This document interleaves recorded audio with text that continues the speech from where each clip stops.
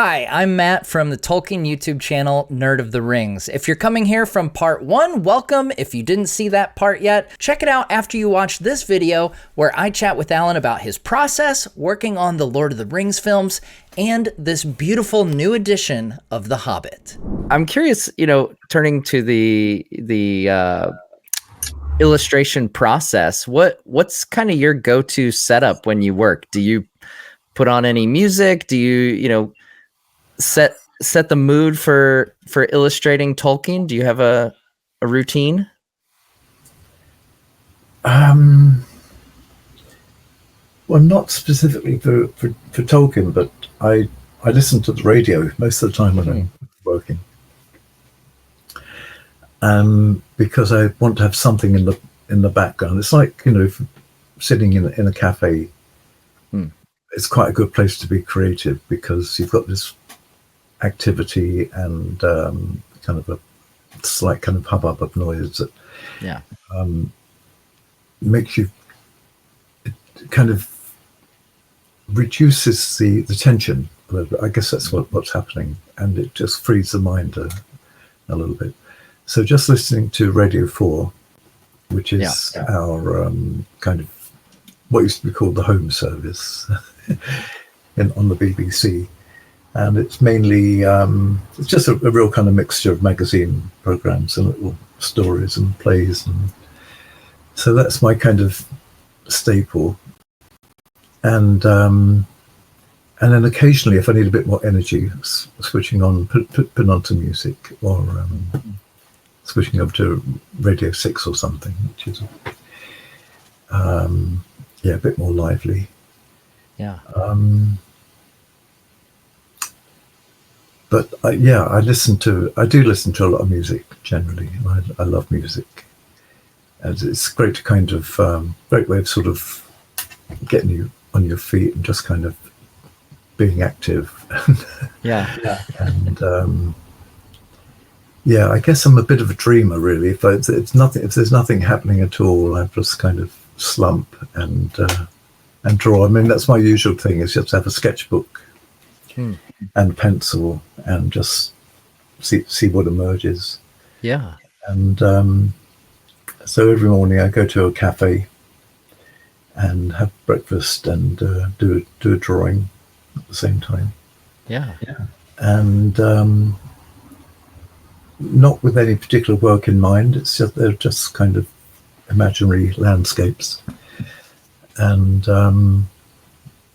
then sometimes figures kind of work their way into them, and some beginnings of a story start to emerge.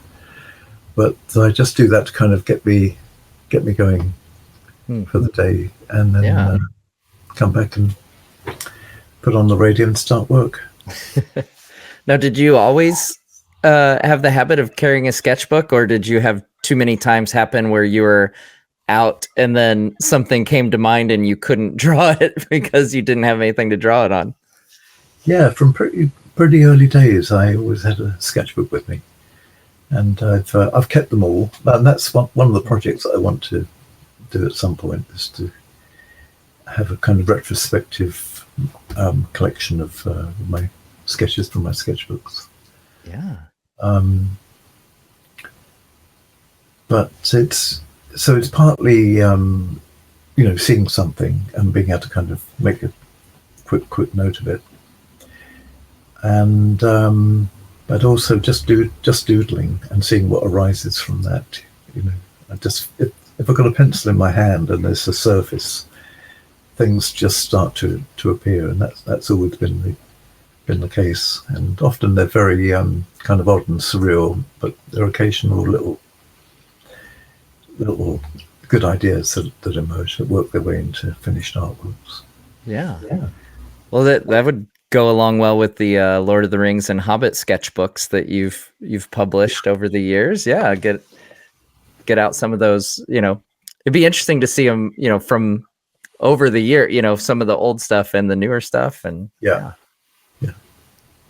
Now, over the years, speaking of the span of your career here, how do you feel that your artistic style or vision has evolved or changed, or has it, or have you been pretty consistent in everything, or do you see an evolving over the years? Sometimes it's almost embarrassing to see how little I've evolved, actually. I look back at some of my early stuff, the same kind of characters appearing, when I was sort of, 19 or 20 at art school.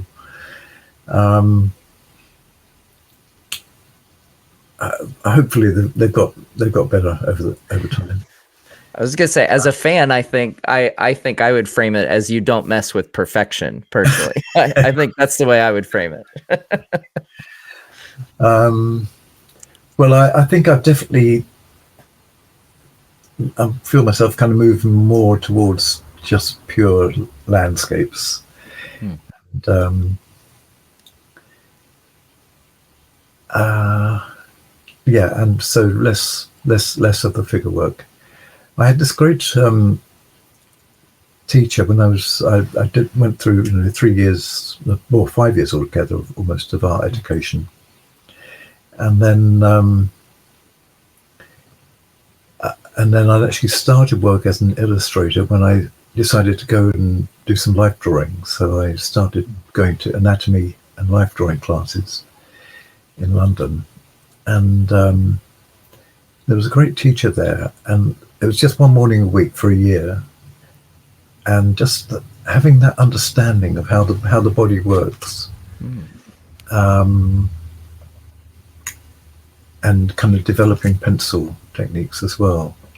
That was probably the most valuable educational experience that I had throughout that whole period, and it just really transformed the way that I drew figures. And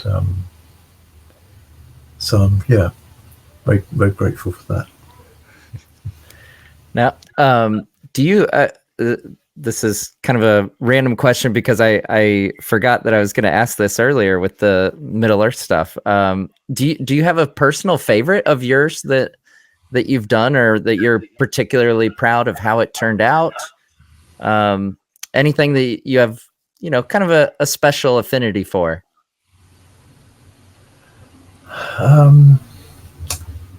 Yeah, there are a few favorites.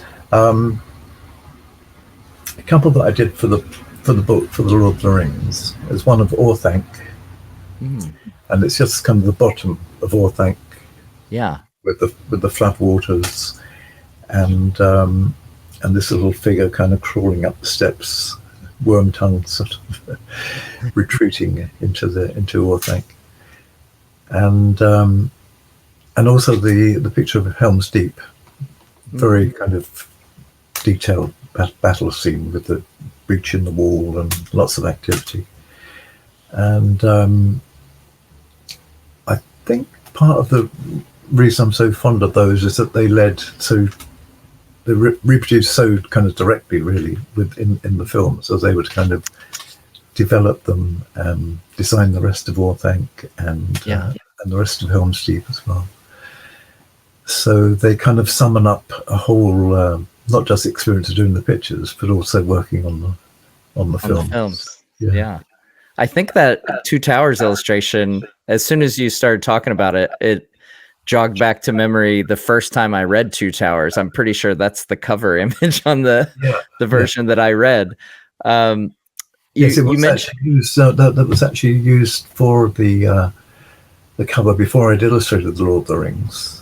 It was done. Oh, really? I did covers for a 3-volume set by Houghton Mifflin. Yeah, that's the one. Yeah, that's the one I had. Now, when you were working on the films, I'm curious. Your style and John's style, I feel like they complement each other so well, and we see the results of that in the art design and in the final film. Did you guys ever have any disagreements on how something should look like? Did your styles ever clash? I'm curious. Well, we had the kind of the ultimate referee, really, in Peter Jackson. So he was Well, Peter had the idea right at the beginning that rather than us kind of arguing about every single thing in the film, he would get John to do specific things, and because of John's very kind of gothic, spiky, dramatic style, he kind of wanted him to concentrate on Barad-dûr and various parts of the Sauron's fortifications and Sauron's kingdom, and I would do the more kind of gentle stuff. So I ended up doing Gondor and Moria and Rivendell and Lothlorien, and then we both worked on Hobbiton. So John did Bag End and the Green Dragon, and I did the other buildings. And so we more or less had these kind of different areas that we were each responsible for, and that worked really well because we were able to kind of enjoy what each other were doing without sort of getting into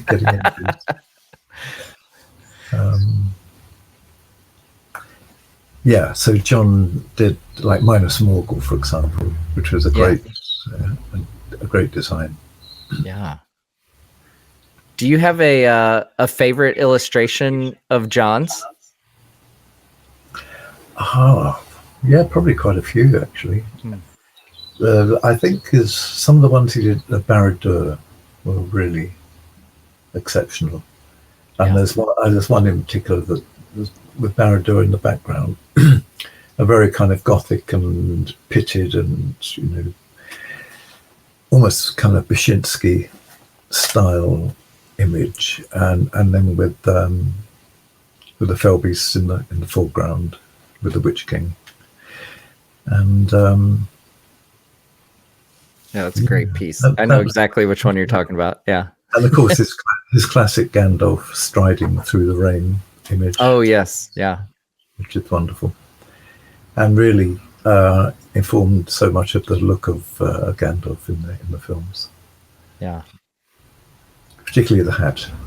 Yes, yeah, definitely. Yeah, it kind of leaps off the page, and that just jogged my memory on it might have been from the same Q&A, but I remember you talking about how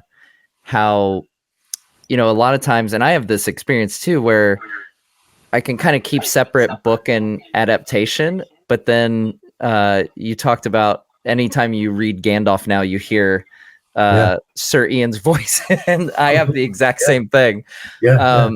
I was curious, are there any other characters from the films where now when you read, you hear the actor's voice aside from Ian McKellen? Well, Sean Bean definitely as Boromir. I mean, all the actors were so extraordinary, weren't they? Yeah.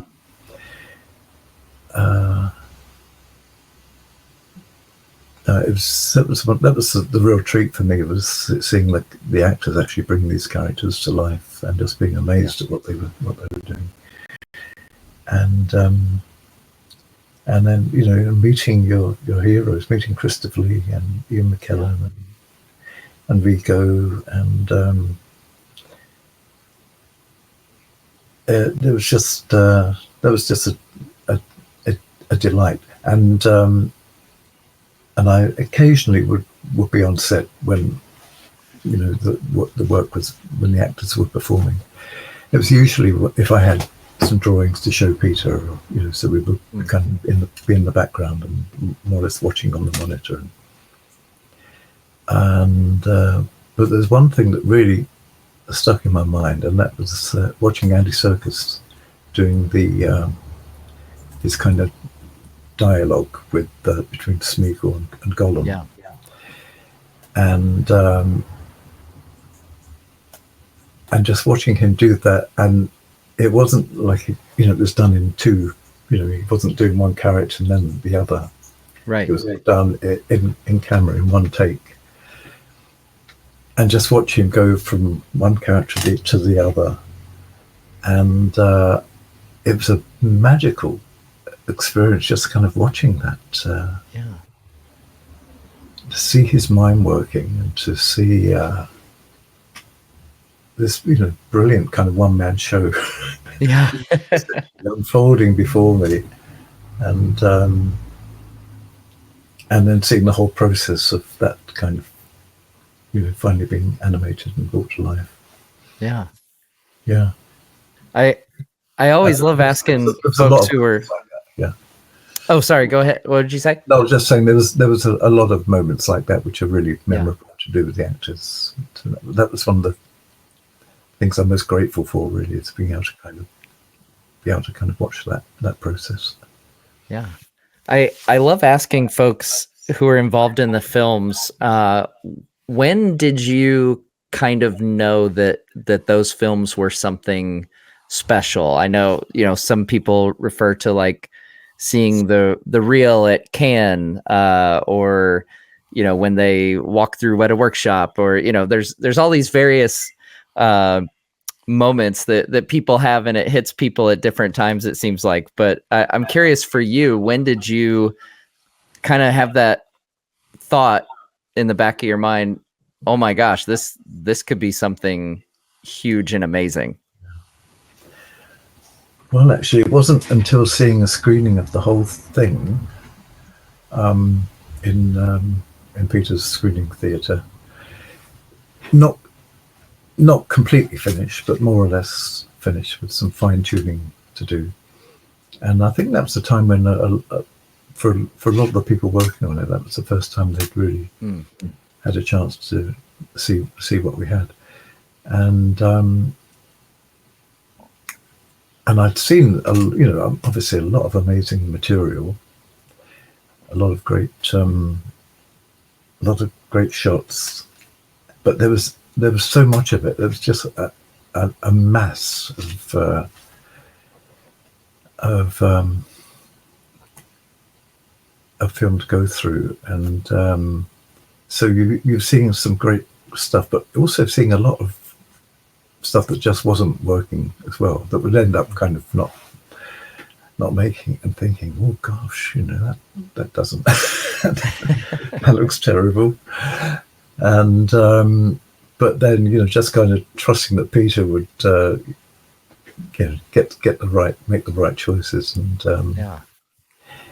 and then it was actually seeing this first cut, and I thought, oh my god, that does work. That was amazing. And it works to the point of sort of bringing tears to your eyes, because at the end of a very long period of working, well, I think before the Fellowship of the Ring, I was there for 6 years altogether working on all three films. But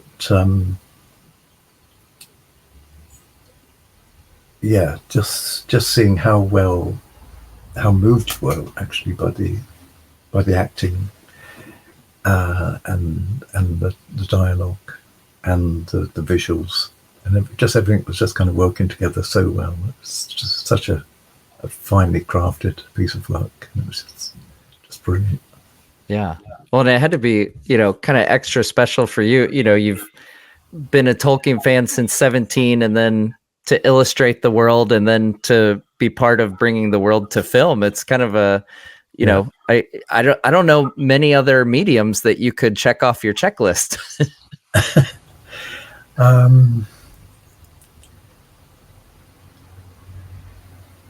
No. No, I love working on books and in film as well, and they both have very special pleasures. Yeah. The collaboration and your ability to work with a huge number of people, all as passionate as you are, at least, and that's a special excitement, and to see the skills that they're bringing to it, and they're doing things that you can't really mentally get to grips with, and just producing amazing results. But also during that period of working on the Lord of the Rings, the actual the technology and the skills needed to produce that finished result was kind of being developed during the process. Yeah. For example, the massive program which enabled Peter to have armies of thousands of characters running around, that was still being worked on in its early stages when I first went over there. Yeah. And so they were showing me with little kind of cubes. They had these little animated cubes kind of running around on this background, and saying they're all going to be kind of warriors and and so on. But they were still kind of working on the programs to actually kind of achieve that. And I think that's true in so many departments. It was kind of breaking ground. Yeah. And so maybe, at the beginning of the process, there was the confidence that they would kind of get to the point of being able to do all these wonderful things, but it wasn't quite in place at that time. So it was a huge kind of step into the dark in a way. You previously did the Lord of the Rings limited edition, and I love that they are going back and doing the Hobbit, because I have a special place in my heart for the Hobbit because it's so unlike any other Tolkien book. It's much more whimsical, much more that kind of fairy story feel to it. What is it about the Hobbit that kind of draws you in? That's maybe different from Lord of the Rings.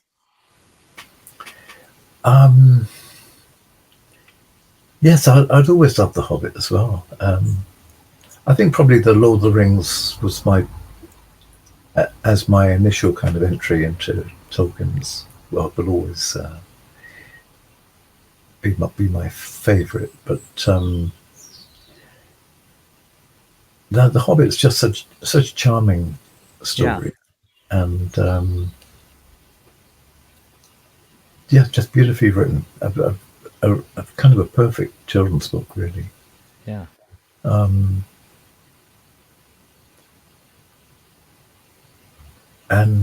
exciting. I mean, Smaug and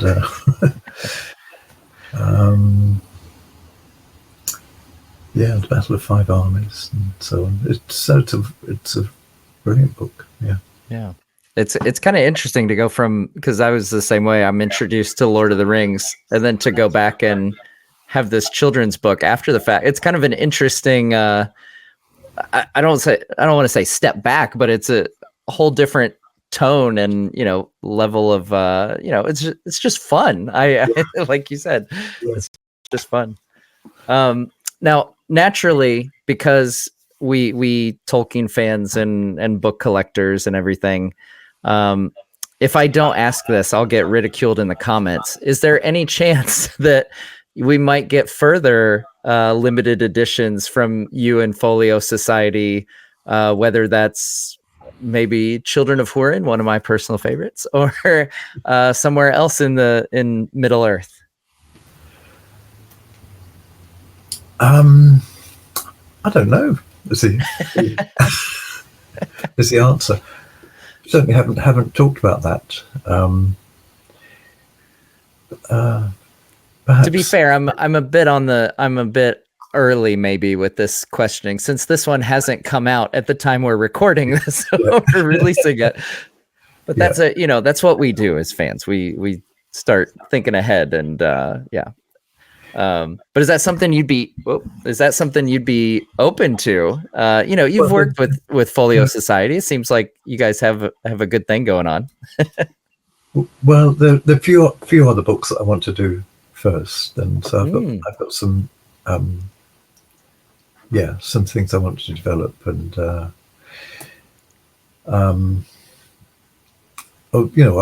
love the Folio Society's work, as I say, and it's just very special to hold these precious objects and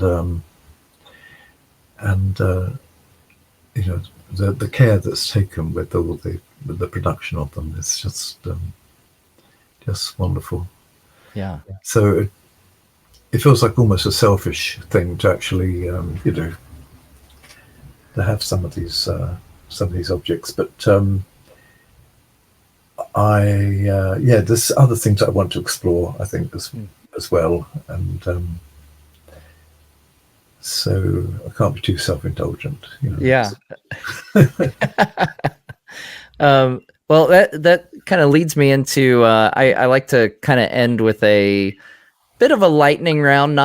Doesn't have to be really quick answers. Any time that, you know, folks like us that really live and breathe these worlds, I know answers can't always be concise, you know, really super concise. But aside from Middle Earth, what are some of your favorite, whether it's fantasy, sci-fi, any created fiction worlds? Gormenghast. Do you know Movenpick's Gormenghast trilogy?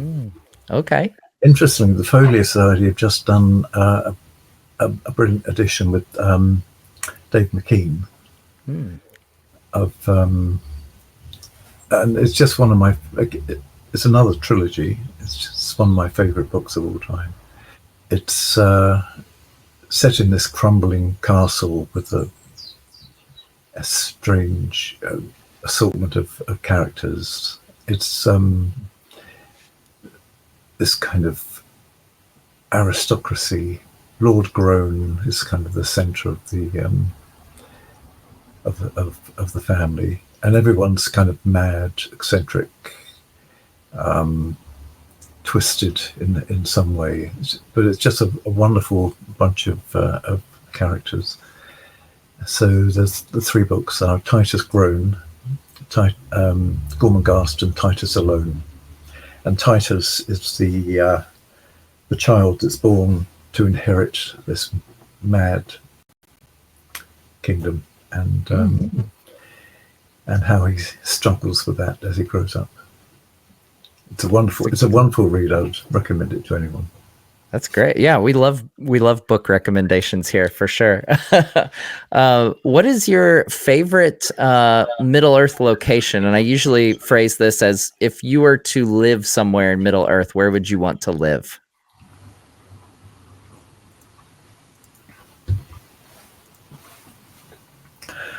Well, as I live on Dartmoor, a place that's not that different from Dartmoor actually is Rohan, and having designed the Golden Hall and Edoras, I think that would be a pretty nice place to hang out. A great view from the top. Yes. And a landscape that actually makes you feel quite at home. You know, it's kind of grassland and running rivers, and yeah. So I think we have that, but I'm probably quite drawn towards the Shire as well. That's a popular answer. Yeah. Favorite Middle Earth character? Well, I've always had a soft spot for Eowyn. Because she's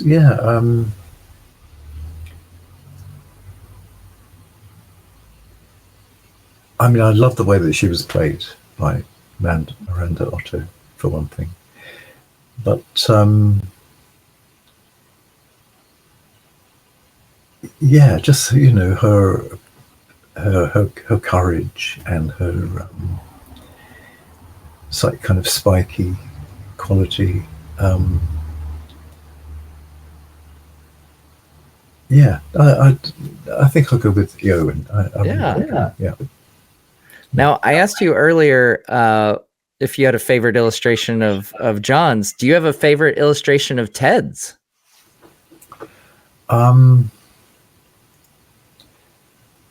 There's one I saw a little while ago that really impressed me, and that was at the there's this lake. I think is it called the Dwaro Delph. It's kind of outside of Moria when they exit. Oh, the Miramir. The Miramir, yeah. Yeah. And they've done this, so you're looking down into the lake and you see all the stars reflected in the lake. Yeah. That was very impressive. Yeah, that's a good one. I know exactly which one you're talking about. I love it. And then this might be a silly question, but favorite Tolkien book?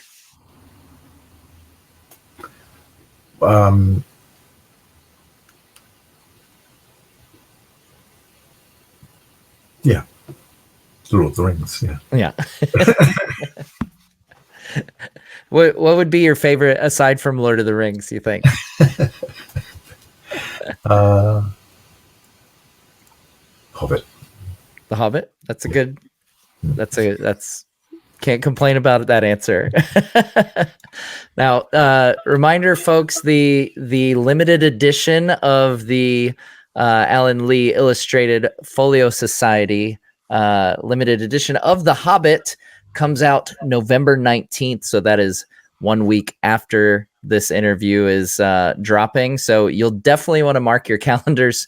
I think it's limited to 1,000, so it will go fast. We have some bets going on around the fandom on how fast it will go. So we'll be interested to see. I think it's less than a day, personally. Do you have any guess, Alan? Oh no, I'd hate to speculate because I think it'll go fast. I think it's safe to say it'll go pretty fast. If you say a day and it takes 2 days, you feel like you've failed. Well, I won't make you answer anything like that. I won't put you on the spot. I mean, you already did the hard work of illustrating and everything, so the least we can do is not make you place a bet on the sellout time. Alan, thank you so much for joining us, and thank you for another in a long line of truly beautiful illustrated editions from Tolkien's world. It's been a pleasure, Matt. It's great to talk to you. All right, folks. November 19th. The link is in the description. Like I said, be sure to mark your calendars. It is the Folio Society limited edition of The Hobbit, illustrated by the one and only Mr. Alan Lee. And thank you so much for watching, and we'll see you next time on Nerd of the Rings. As Alan and I mentioned, this new limited edition of The Hobbit is available on November 19th and is limited to just 1,000 copies. It's truly a gorgeous edition that comes signed by Alan. It comes with a nice pair of fold-out maps, a print of Alan's brand new illustration of the Valley of Rivendell, and honestly, it's just a really nice presentation of this classic Tolkien book. Now, if you haven't seen it yet, check out part 1 of my interview with Alan Lee, where we talk about him redoing some of his pieces for this edition, his involvement in the upcoming War of the Rohirrim movie, and I unbox the book. And go to the link in the description to order your copy of this brand new, gorgeous illustrated edition of The Hobbit from the Folio Society.